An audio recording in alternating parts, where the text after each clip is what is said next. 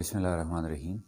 This is our ninth session regarding Montessori certification or knowing about Montessori activities, Montessori methodology. A recap of the previous session. In previous session, we talked about what written language. Basically, we are dealing with what language development in preschool. In that language development, at first we talk about what oral language development.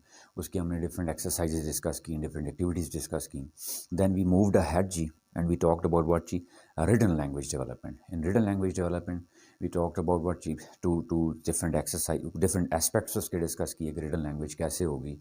फिर उसमें हम जब exercises पे आए या activities पे आए, तो पहला हमने मेन जो टाइप ऑफ एक्टिविटीज़ है वो साउंड गेम्स कहा था. दूसरा हमने क्या कहा, मूवेबल अल्फ़ाबेट्स के. Now third one that using insets using insets you must be aware कि जो एक तरह का कह लें स्केल टाइप, एक आप कह लें गैजेट वी यूज़ जिसमें इनकाव्ड अल्फ़ाबेट्स होते हैं, यानी वो खाली बने होते हैं.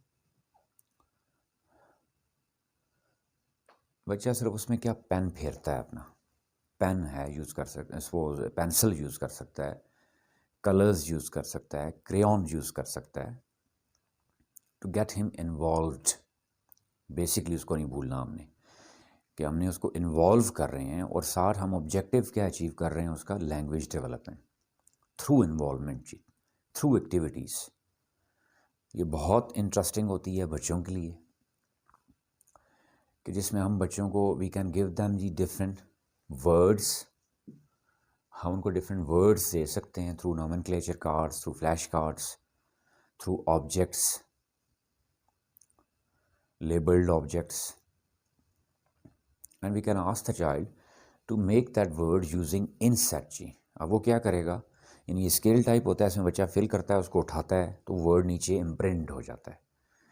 दूसरा बच्चा दूसरा लेटर ढूंढेगा उसमें से. अब उसमें तो सारे लेटर पड़े हुए हैं, क्लियर. वही सेम मैं कहूँ, if I am going for what apple, तो बच्चा पहले क्या ए को फिल करेगा, then he will go for next P, then again P, then L, then E. अब आपके इसमें वो सारी practices within it involve, और जो मैंने साथ बच्चे को से अनाउंस करवानी है, यानी उसका साउंड ए, फ, फ, ल, ए, शॉर्ट ए, वो अनाउंस भी करता जाएगा. यानी साउंड्स की प्रैक्टिस भी हो रही है, स्पेलिंग की प्रैक्टिस भी हो रही है, वोकैबलरी भी इन्हेंस हो रही है. Got it and we are making him what write. Then along with words we can also go for what different phrases और सेंटेंसेस भी करवा सकते हैं बच्चे से हम, डिपेंडिंग अपॉन द लेवल. जैसे मैं कहूँ जूनियर मॉन्टेसरी है तो वहाँ सिर्फ क्या होगा, लेटर्स. सीनियर में आके क्या हो जाएगा, words, then which words short phrases, और एडवांस में तो फिर क्या है, कंप्लीट सेंटेंसेस.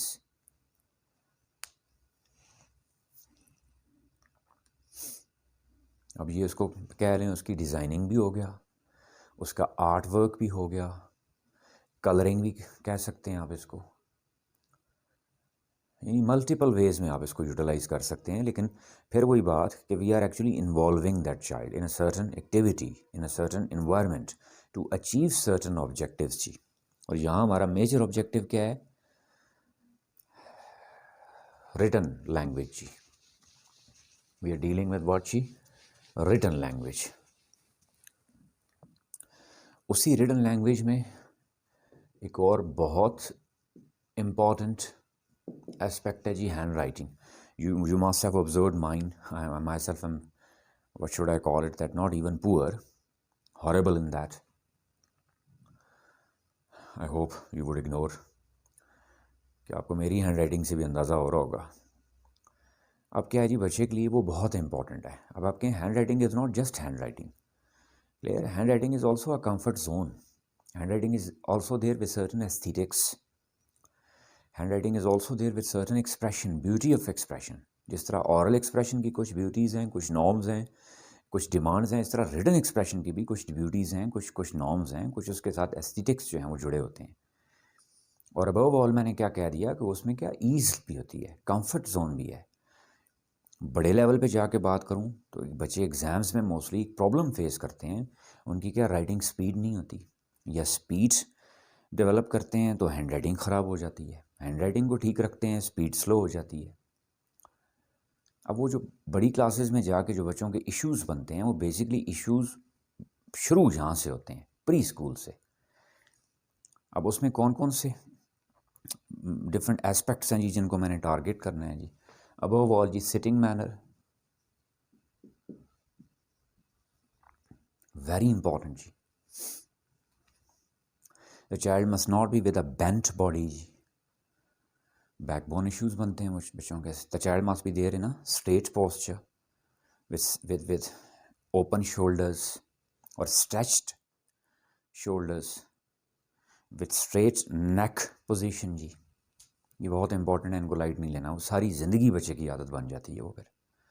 देन जी डिस्टेंस ऑफ फेस और आईज फ्रॉम पेज जी। आपने देखा होगा कुछ बच्चे बहुत उस पर झुक के बिल्कुल पेपर के साथ आंखें जोड़ के लिख रहे होते हैं, जिससे उनका कोब भी निकलता है, उनकी बैकबोन भी डैमेज होती है, और वो कंफर्ट जोन में भी नहीं होते, और वही हैबिट फिर आगे डेवलप होती चली जाती है। यानी आपने उसका सिटिंग पोस्चर क्लियर एक बड़े अनफेल्ट मैनर में, एक बड़े ड्रामेटिक मैनर में, दैट आई अनाउंस जी, ओके जी, not now who is ready to go for the next task with me जी। Clear, they will raise their hands, okay जी, now who will sit like me जी। Clear, who will hold the pen जी like me जी। फिर उसके बाद क्या है जी, पेपर प्लेसमेंट जी। और मैं फिर कहा कि जैसे मैंने स्टार्ट में बात की, मैं रिपीट कर रहा हूँ उसको, कि भाई every minute thing in preschooling is very important जी। उसमें आप किसी भी चीज़ को लेस इंपॉर्टेंट या मोर इंपॉर्टेंट नहीं कह सकते, एवरी थिंग इज़ इम्पॉर्टेंट, चाहे वो कागज़ का टुकड़ा ही क्यों नहीं रखना है बच्चे के सामने। अब वो 4 लाइंस फॉलो करवानी है बच्चे को, ठीक है। पहले उसकी क्या placement, paper placement very important जी। मैं उसको अगर आप डेमोन्स्ट्रेट करके दिखाऊं, you must have observed, for example, this one is the paper, clear, that it is little bit with this angle, what you call it, that 120 angle, इस angle में हो। अब कुछ बच्चे बिल्कुल पेपर को यूं, I saw once a child in O levels, अब हैरान होंगे, मैंने एक ओ लेवल्स का बच्चा देखा जो बिल्कुल उसका पेपर टर्निंग पोजीशन पे था और वो उल्टे हाथ से उसको लिख रहा था, and he was really in trouble.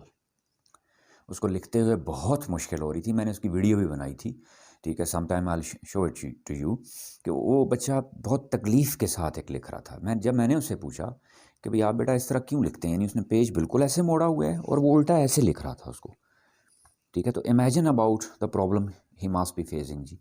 अब वो उसको प्रॉब्लम कहाँ से डेवलप हुई, उसने कहा जी मैं शुरू से ऐसे ही लिखता हूँ, ठीक है। मैंने बहुत कोशिश की उस वक्त, इट वॉज ड्यूरिंग एग्ज़ाम, कोई असेसमेंट हो रही थी ओ लेवल्स की, आई वॉज इन्वेजिलेटिंग, तो मैंने उसका पेपर सीधा करके उसको सीधा बिठाने की कोशिश की, but it was not possible for him. अब उसके लिए वो पॉसिबल नहीं था। मैंने जैसे ही उसको सीधा बिठाया, उसके पोस्चर, उसके एक तो पहले बहुत बेंट बॉडी था, बच्चे का कुब निकला हुआ था, इसका मतलब वो बचपन से ही ऐसे लिखता आ रहा है। फिर उसका कागज़ ऐसे मुड़ा हुआ था, उसके हाथ की हालत बड़ी अजीब थी, जो सामने नज़र आ रहा था उसकी रिस्ट में पेन होता होगा। और फिर सबसे बड़ी बात ये क्या, उसकी स्पीड बहुत स्लो थी, यानी बाकी बच्चे अगर सपोज आधा पेपर कर चुके हैं तो उसने अभी 10% भी नहीं किया था। और उसका बैठने का अंदाज़, सिटिंग पोस्चर, पेन पकड़ने के अंदाज़ ने मुझे चौंका दिया। तो मैंने से जब पूछा, उन्होंने कहा जी मैं शुरू से ऐसे ही लिखता हूँ। तो इसका क्या मतलब है कि वो कहीं से तो उसकी आदत डेवलप हुई होगी ना। फिर वो आदत चलती है, now he was in O levels, अब वो ओ लेवल्स में था, ठीक है, वो जेसी में था वो। अब जेसी तक वो बच्चा पहुँच गया, ठीक है। कसूरवार कौन है, मैं हूँ, बीइंग अ मॉन्टसरी डायरेक्टर जी। तो यहीं पे उस बच्चे का पेपर, ख़ास तौर पे मॉन्टसरी डायरेक्टर्स ने इस पर चेक रखना होता है कि बच्चे के सामने जो पेपर प्लेसमेंट है वो प्रॉपर है या नहीं है। गॉट इट जी। देन पेंसिल ग्रिप, ग्रिप जी उसकी, चाहे वो पेंसिल है, चाहे वो कलर है, चाहे वो क्रेयॉन है।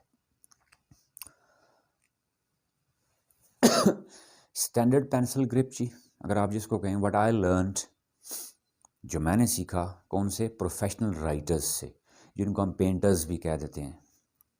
There of the view that pencil grip is always natural. Natural means that with ease, if you could notice see, अगर आप अभी देख सकें मेरे हाथ में पेन को पकड़े हुए, तो आर यू नोटिसिंग दैट कि मैंने इसको कहाँ पकड़ा हुआ है? क्लियर, यानी मेरी बाकी सारी, ये थंब आप देख लें फ्री है, ये फिंगर्स फ्री हैं। क्लियर, यानी इन दो उंगलियों के बीच में ये। Clear, then I will place that pencil, clear, I will rest it upon my thumb, फिर इसको आप अंगूठे पे ले आएँ। Then I will join these fingers to support. Little finger और रिंग फिंगर जो होती है वो सपोर्ट में आती है इन दो उंगलियों के। गॉट माई पॉइंट जी, यानी मैंने पेंसिल इन दो में ग्रिप की, ठीक है, ये वाली दो जो हैं ये इनकी सपोर्ट में है, और थंब जो है वो इसको रेस्ट देने के लिए, इस पेंसिल को रखने के लिए। Clear, if you could see, अब इस हाथ की पोजीशन भी आप पेपर पे रख के देखिएगा कि वो क्या है, automatically nib of the pen जो है वो करेक्ट पोस्चर में आ जाएगी। और इस तरह आप घंटा लिख के देखें, आपका हाथ थकेगा नहीं, जोर नहीं लगेगा, और एक ईज़ होगी, ईज़ ऑफ मूवमेंट। जो हम क्या करते हैं कि प्री स्कूलर्स को we basically start from lines जी। क्लियर, आप उन लाइंस पे खुद भी आप ड्रॉ करके देखिएगा, आपका हाथ जो है वो स्मूथली मूव करेगा।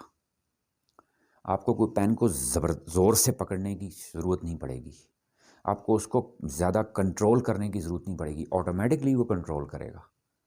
एम आई क्लियर जी? मैं फिर दिखा दूँ कैमरा में, जो अगर पॉसिबल हो, कि आपने क्या करना है कि इन दो फिंगर्स के बीच में, यानी बच्चे को जो फर्स्ट प्रैक्टिस आपने करवानी है वो क्या है कि hold the pencil, clear, like this जी, ये हाथ से गिरे ना। क्लियर, कि ये इन दो फिंगर्स में जब उसकी होगी कि that he is there holding that pencil. Clear, शुरू में कहीं प्रॉब्लम होंगी, गिरेगा, कुछ और होगा, लेकिन इन दो फिंगर्स में उसको गेम भी लगेगी, इंजॉयमेंट भी होगी, that hold your pencil like this and shake it with me जी, कि जब मैं कंफर्म हो जाऊँगा बच्चा पकड़ रहा है इन दो फिंगर्स में। अब क्या है जी वो, कि now I will ask him to go for what जी, क्लोज्ड हैंड जी, कि ये दो उंगलियां क्या करें, इसको सपोर्ट करें, इन दो फिंगर्स को, लिटिल फिंगर और रिंग फिंगर, और पेंसिल किसके ऊपर रेस्ट करेगी, ये थंब। क्लियर, थंब और इस फिंगर के दरमियान जो एरिया है ये। क्लियर, अब वो जब लिखेगा तो ऑटोमेटिकली अब निब ऑफ द पेन, उसकी लेंथ जो है वो ऑटोमेटिकली एडजस्ट होगी जी। अब मैं यहाँ कोई निशान लगा के नहीं कह सकता कि निब ऑफ द पेन जी इतनी बाहर होनी चाहिए, इतनी अंदर होनी चाहिए, नहीं, वो ऑटोमेटिकली जहाँ वो पेपर तक पहुँच रही है, मैं हाथ ऐसे रखूँगा, अब जब वो पेपर पे जहाँ पहुँच रही है वो एडजस्ट होगी। Clear, now I will go for it जी। जितना वो हाथ उठा के लिखेगा बच्चा, उतना उसकी स्पीड उसकी स्लो होगी, उसकी हैंड राइटिंग ख़राब होगी।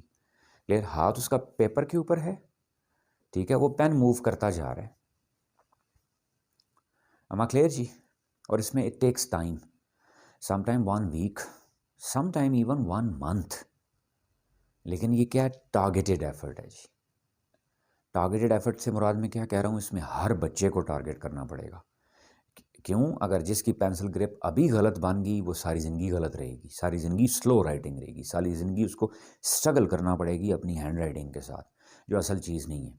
असल चीज़ उसका एक्सप्रेशन है। कल वो अपना आइडियाज़ को एक्सप्रेस करने पे फोकस करेगा या वो अपनी हैंड राइटिंग को ठीक करने में लगा। अनफॉर्चुनेटली हमारे बच्चों पे कि उनका मसला, उनको वो इतना, उनकी वो फोकस लिखने पे नहीं होता जितना उनका फोकस लिखने के स्टाइल पे होता है।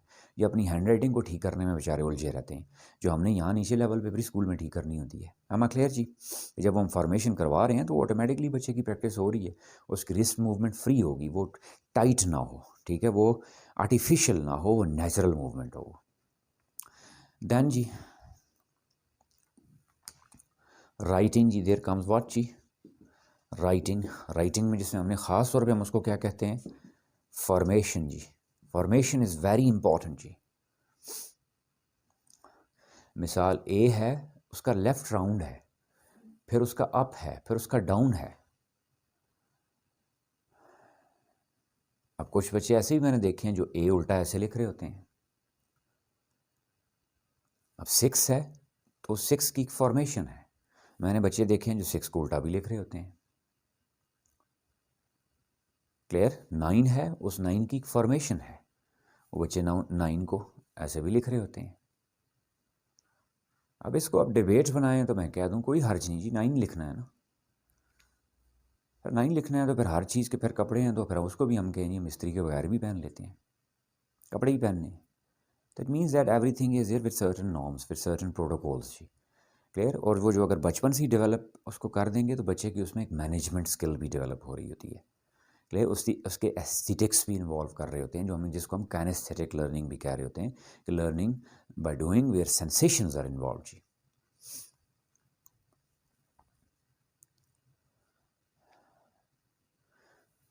After formation जी there comes what जी? Case. केसेस आ जाते हैं जी, upper case, lower case. Done जी, यानी ग्रेजुअली स्टेप बाय स्टेप है। अभी पेंसिल ग्रिप बच्चे की हुई नहीं है, मैं फॉर्मेशन पे उसको ले गया हूँ, गड़बड़ हो जाएगी। अभी फॉर्मेशन सारे लेटर्स की या नंबर्स की या हरूफ तहजी की प्रॉपर हुई ही नहीं है, मैं उसको डायरेक्ट किस पे ले गया हूँ जी? स्मॉलर कैपिटल पे या वर्ड फॉर्मेशन पे या सेंटेंस फॉर्मेशन पे। वो क्या होंगे? प्रॉब्लम्स होंगे जी। केस के बाद जी देयर कम्स व्हाट जी? पंक्चुएशन अकॉर्डिंग टू लेवल जी, the usages of full stop, comma,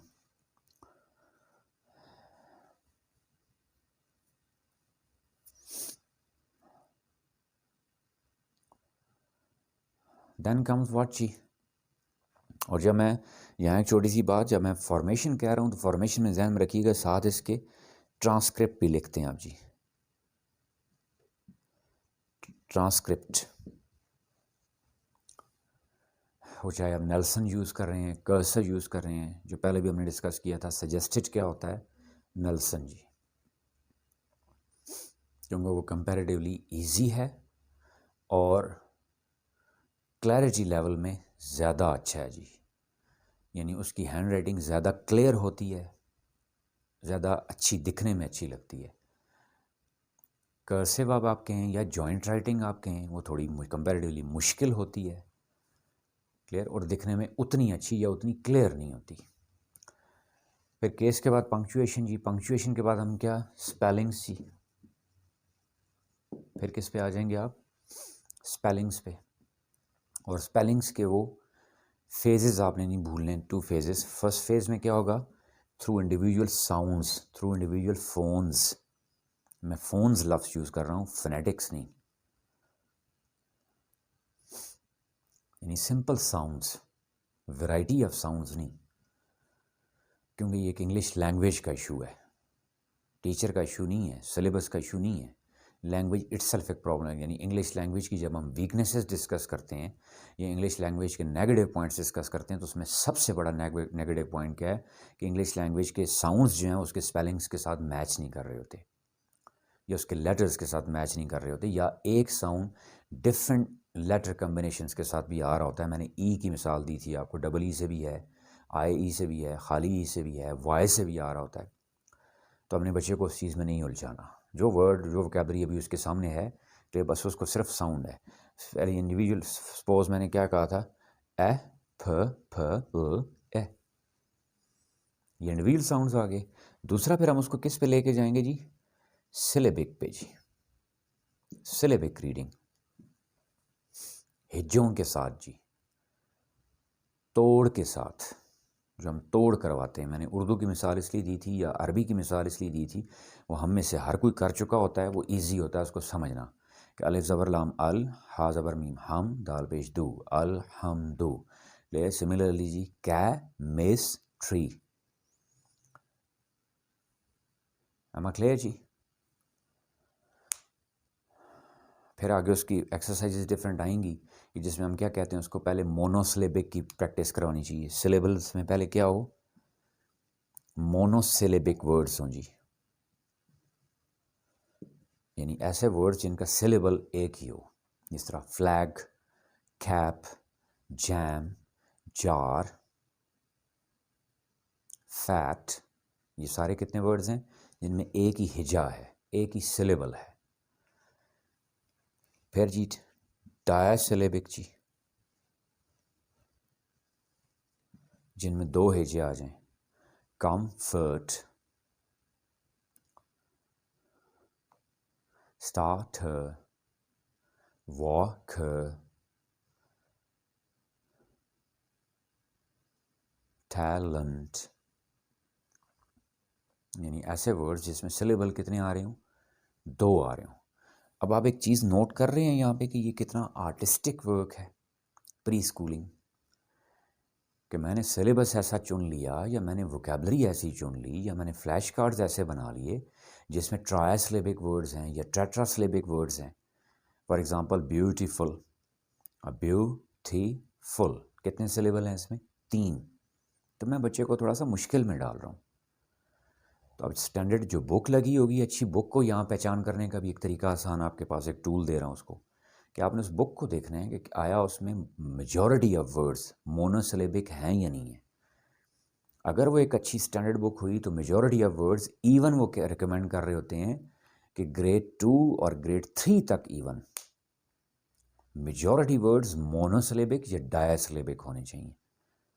कहीं बीच में कहें टेट्रा ट्राया आ सकते हैं, लेकिन मेजॉरिटी क्या होनी चाहिए, मोनोसिलेबिक या डायसिलेबिक। इस तरह मैं अब जो वर्ड बैंक वोकेबलरी बच्चे को इंट्रोड्यूस करवा रहा हूँ, लैंग्वेज ट्रेनिंग में हमने ऑरल ट्रेनिंग में उसकी एक्सरसाइज डिस्कस की थी, फ्लैश कार्ड्स बना रहा हूँ, इन्वायरमेंट में कुछ रख रहा हूँ, ऑब्जेक्ट्स जमा कर रहा हूँ, यानी मैंने बच्चे की वोकेबलरी नैस करनी है, तो मैंने उस वक्त भी इस मामले में मोहतात रहना है कि मेरी मोस्टली वोकेबलरी क्या होनी चाहिए, मोनोसिलेबिक या डायसिलेबिक। मैंने उस बच्चे को प्रॉब्लम में नहीं डालना। जब आप प्रॉब्लम में डालेंगे तो फिर वो मजबूरी रटे पे आएगा। जब वो रटे पे आएगा फिर वो स्कूल में उसका इंटरेस्ट ख़त्म हो जाएगा, प्री स्कूल से वो भागेगा। और हमारा मकसद उसको इंस्पिरेशन देना है, मोटिवेशन देना है, उसको स्कूल की तरफ लेके आना है। और ये बात मैं हमेशा साथ ऐड करता हूँ, वजह क्या कि उसके पास घर में टीवी पे इतनी कलरफुल लाइफ सराउंडिंग में है कि उसको कहीं प्री स्कूल या स्कूल उसका बोरिंग ना लगने लगे, कि उसको निकलोडियन पोगो पे ही इतनी इंटरेस्टिंग चीज़ें, इतनी कलरफुल चीज़ें नज़र आ रही होती हैं। अगर आपने उसको यहाँ पे आके उसको ट्रायसिलेबिक में या टेट्रासिलेबिक में बोर करना शुरू कर दिया तो फिर वो क्या करेगा, प्री स्कूल से ही भागेगा, कल फिर वो स्कूल से ही भागेगा। जो कि एक स्कूलिंग का, एजुकेशन का बहुत बड़ा एक इशू बन गया है कि how to bring them to school, कि उनको स्कूल पहले लाना कैसे है जी। एम आई क्लियर जी? देन जी आफ्टर दैट देयर कम्स, यानी राइटिंग में मैंने क्या कहा, ये सारे एस्पेक्ट्स मैंने देख लिए। अब उसमें क्या है जी कि स्पेलिंग्स के लेवल पे हम जब पहुँचे, क्लियर। अब स्पेलिंग पे जब मैं आ रहा हूँ या मैं वर्ड फॉर्मेशन या सेंटेंस फॉर्मेशन में आ रहा हूँ, after that there comes what जी,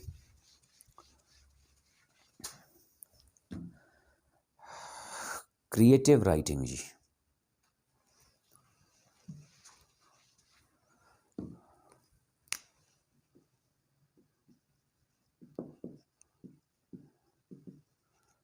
इसकी तरफ बढ़ने से पहले एक प्रीवियस पॉइंट फिर क्लियर कर दूं कि हमारा रीडिंग का एक कंप्लीट सेपरेट सेशन होगा कि जिसमें बच्चे को हम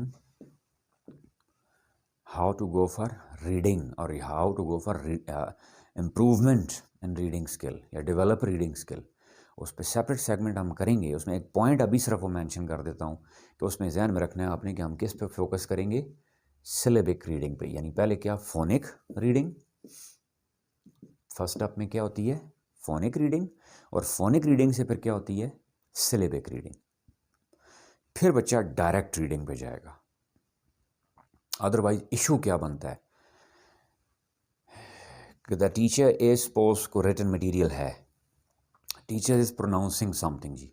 जो आप मॉन्टसरी डायरेक्ट्रेसेस हैं, आप में वो को अच्छी तरह पता होगा इस चीज़ का, वो एक्सपीरियंस कर चुकी होंगी कि टीचर अक्सर एक चीज़ रीड कर रही होती है बार बार, बच्चा उसको लाइक अ पैरट मिमिकिंग में, या उसको रटा मारना कह लें, जो भी कह लें आप, उसको दिमाग में बिठा लेता है और वो उसी चीज़ को पढ़ रहा होता है, लेकिन उसको पता नहीं होता मैं क्या पढ़ रहा हूँ। अगर आप उसको कहें ना, point out the word which one you are going to pronounce, उसे नहीं पता होता। ये कि यानी वो जो सेंटेंस लिखा हुआ है उसे आप तरतीब से कहें, फर्स्ट वर्ड को अलग करके पढ़ें, सेकंड को अलग करके पढ़ें, थर्ड को अलग करके पढ़ें, वो नहीं पढ़ सक रहा होता। वजह क्या, उसने दिमाग में बार बार क्लास में चल रहा होता है, बार बार टीचर रीडिंग कर रही हैं, सेंटेंस रिपीट कर रही हैं, वो सुनता रहता है, वो हिफ्स कर लेता है उसको, क्लियर। अब वो उस पेज के ऊपर, बुक के ऊपर, या वो लाइन कहाँ लिखी हुई है उसको नहीं पता होता। या उस लाइन में कौन सा वर्ड कहाँ पे है उसे कोई नहीं पता होता। वो पूरा सेंटेंस एकदम बोल जाएगा। अगर आप उसे कहें one by word point out करके बताओ कौन सा वर्ड कहाँ पे है, वो नहीं बता सकेगा। और दिस लीड्स टू व्हाट जी, रीडिंग प्रॉब्लम, कॉम्प्रिहेंशन प्रॉब्लम। और कॉम्प्रिहेंशन देखें मैं बहुत ज़ोर दे के कह रहा हूँ, जो पढ़ाई की असल जड़ है। And in future failure in written expression जी। अमा क्लियर जी। इसको ख़त्म करने के लिए हमने उस बच्चे को किस पे लाना होता है, फोनिक या सिलेबिक रीडिंग पे। तो ये ध्यान में रखिएगा, इस पे हम अलग सेशन कंप्लीट होगा हमारा। आगे हैं जी अब क्रिएटिव राइटिंग पे जी। फॉर एग्जांपल जी उसकी एक एक्टिविटी बता देता हूँ। फॉर एग्जांपल पोएम राइटिंग जी, haiku. This is called what जी, haiku. Haiku is basically a Japanese genre of poem जी। 3 लाइंस की पोएम होती है, जिस पोएम में सिर्फ ये 3 बातें होती हैं, what, when, where.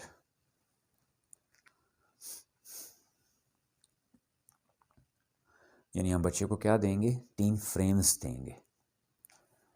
Frames related, frame से मैं जब भी फ्रेम का वर्ड यूज़ करूँ इसका मतलब है कोई भी सेंटेंस फ्रेम ब्लैंक जिसको बच्चा फिल करता है। व्हाट हैपन जी, व्हेन डिड इट हैपन जी, where did it happen. For example मैं बच्चे को मिसाल देता हूँ सीजन्स पे जी। किस पे, सीजन्स पे।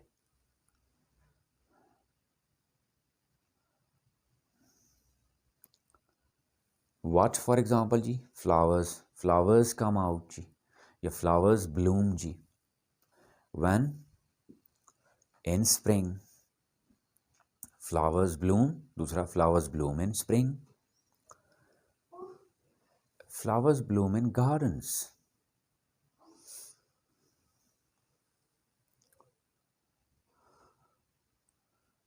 Getting the point ji.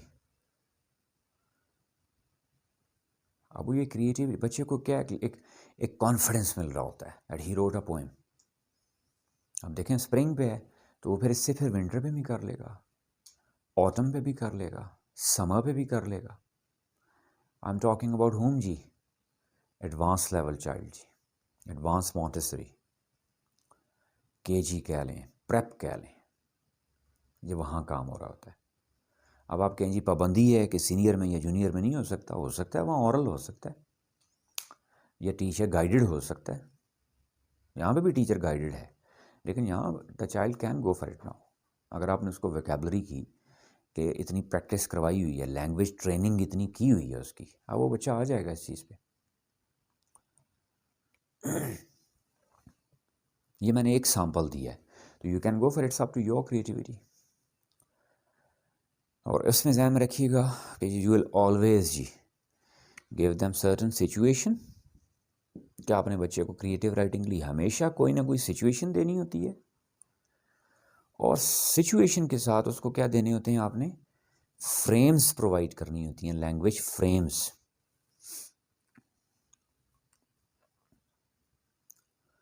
For example जी मैं सिचुएशन दे रहा हूँ जी, पोजेशंस। सिचुएशन क्या है, पोजेशंस जी, माय बिलोंगिंग्स। आप बच्चे को टॉपिक दे सकते हैं my belongings, and you can ask him that go for 5 different statements regarding my belongings जी। लैंग्वेज फ्रेम आप उसको क्या दे सकते हैं, हैव वाली, और साथ किस वाली, हैड वाली।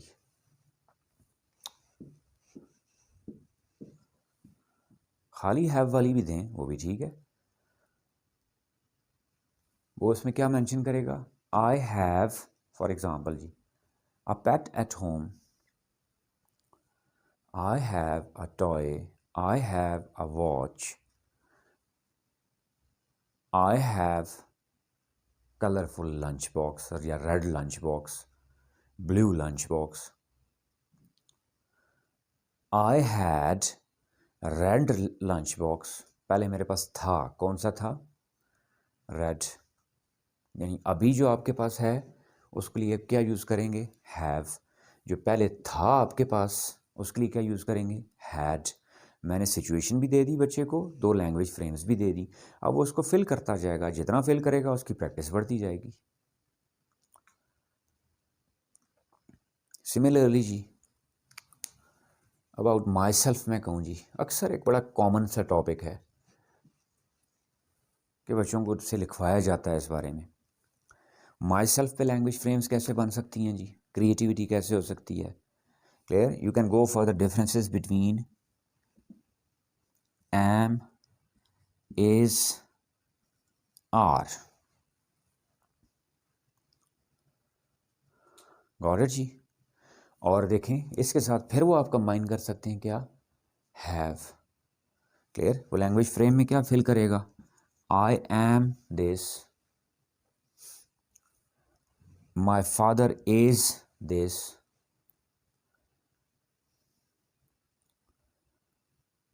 माई सिबलिंग्स आर। गॉट इट जी। I have. और इनकी पहले प्रैक्टिस के लिए यहाँ एक पॉइंट क्लियर कर दूँ, ये कोई ऐसा नहीं होता मैं डायरेक्ट बच्चे को इस पर ले आऊँगा। इनकी पहले मैंने प्रैक्टिस करवानी होती है बच्चों को, जो आपने भूलना नहीं है, जो आपने डे 1 पहले डिसाइड किया था कि लैंग्वेज में कोई भी चीज़ है तो उसकी पहली एक्टिविटीज़ किसकी आएंगी जी, आइडेंटिफिकेशन की। फिर किसकी आएंगी जी, फॉर्मेशन या प्रैक्टिस की। ये भूलना नहीं है, कुछ भी मैं करवाने लगा हूँ तो फॉर्मेशन या प्रैक्टिस का फेज़ बाद में आएगा। पहले कौन सा फेज़ आएगा, उसकी आइडेंटिफिकेशन का, उसके एक्सपोजर का। यानी पहले मैंने बच्चे पे वो चीज़ एक्सपोज करनी है। मैं क्लास में गेम क्रिएट कर सकता हूँ that where to use has, where to use have, कि हैज़ पे किसने जंप करना है, हैव पे किसने जंप करना है। सपोज मैंने इंडिविजुअल बच्चे खड़े कर दिए, मैं कुछ अनाउंस कर रहा हूँ, जब हैज़ आए तो वो इंडिविजुअल बच्चा जंप करेगा। मैंने 2 बच्चे या 3 बच्चे इकट्ठे खड़े कर दिए, जब मैं हैव यूज़ करूँ तो फिर वो क्या होगा, वो तीनों जंप करेंगे। गेटिंग माय पॉइंट जी। या मैंने बच्चे इंडिविजुअल खड़े कर दिए, when I am using what she has they will pick up something, and when I am using have तो जो ग्रुप है वो वाला कुछ उठाएगा। It could be some object.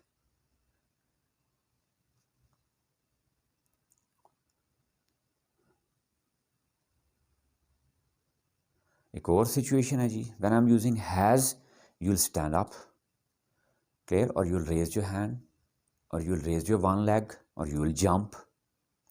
And when I'm using have, you will sit down.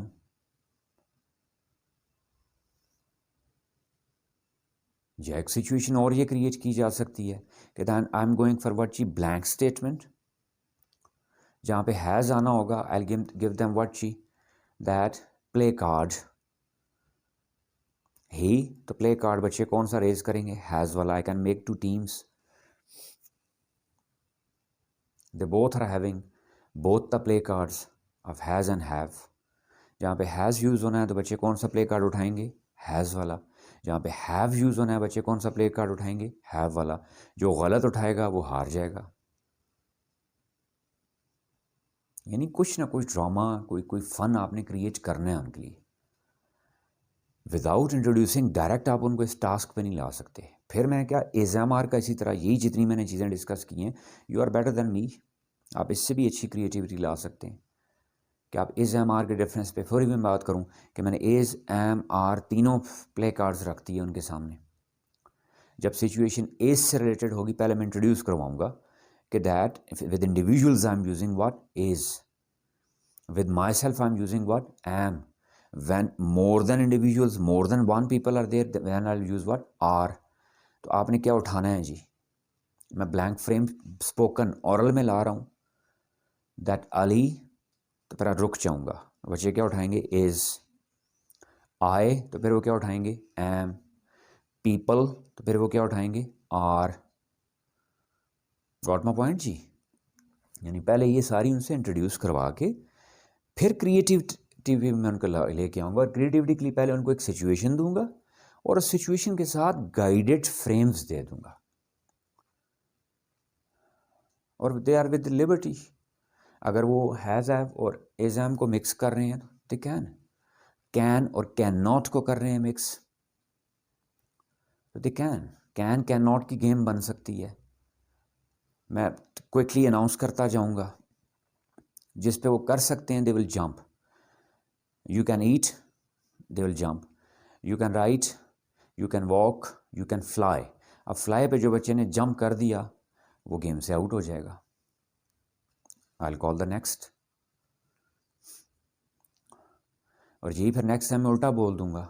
You can eat, he will jump. You can write, he will jump. You can not fly. अब क्या है जी, उसको फिर जंप करना चाहिए। अब अगर वो जंप नहीं करेगा गेम से आउट हो जाएगा। गेटिंग माय पॉइंट जी? यानी क्रिएटिविटी पे लाने के लिए उनको क्या हमेशा हम क्या करते हैं, उनको या तो खुद सेंटेंसेस लिख के दे देते हैं और बच्चों को कहते हैं ये सेंटेंसेस कॉपी कर लें, इनको याद करें। This is not creativity. With due respect जी, जो हमारे इवन ऊपर सीनियर लेवल तक हम बच्चों को ऐसे दे रहे होते हैं, मेरे नोट्स में जी 10 ऐसे हैं, आप ये प्रिपेयर कर लो, 10 लेटर हैं, 10 एप्लीकेशन हैं, प्रिपेयर कर लो।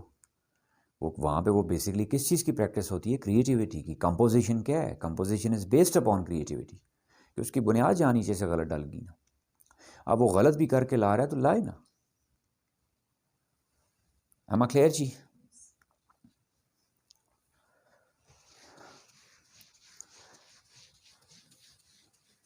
देन देयर कम्स जी रीडिंग।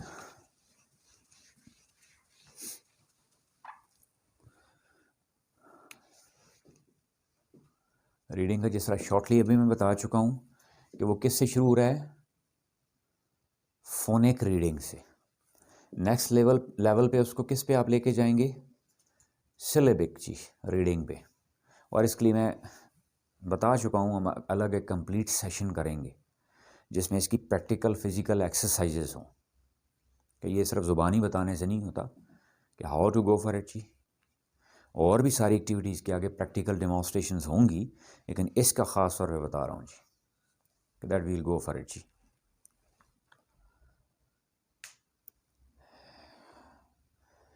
लेकिन उस प्रैक्टिकल सेशन से पहले जी stages, reading stages,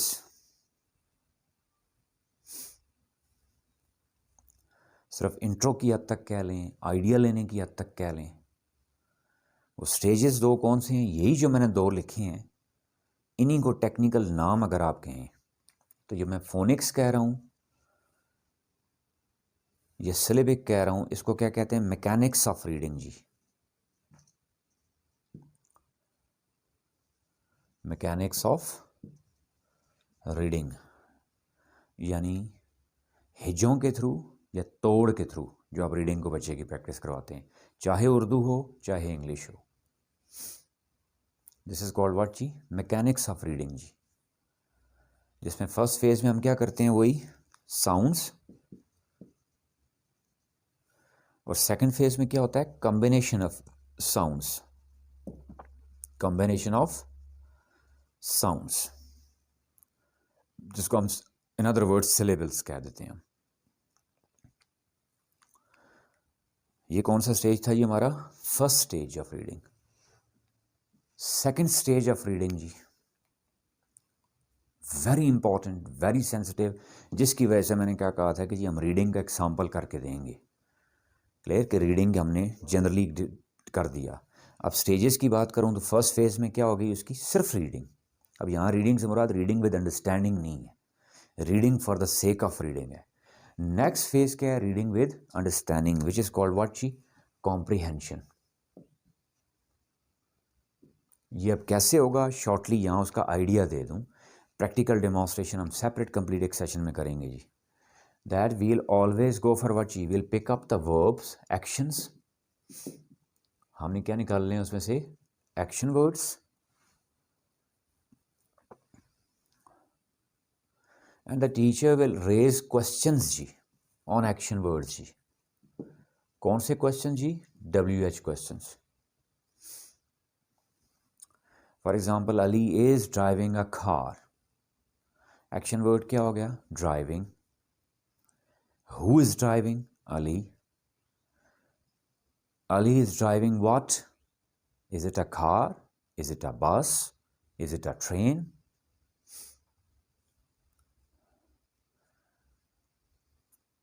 On road, in fields. Ali is driving where?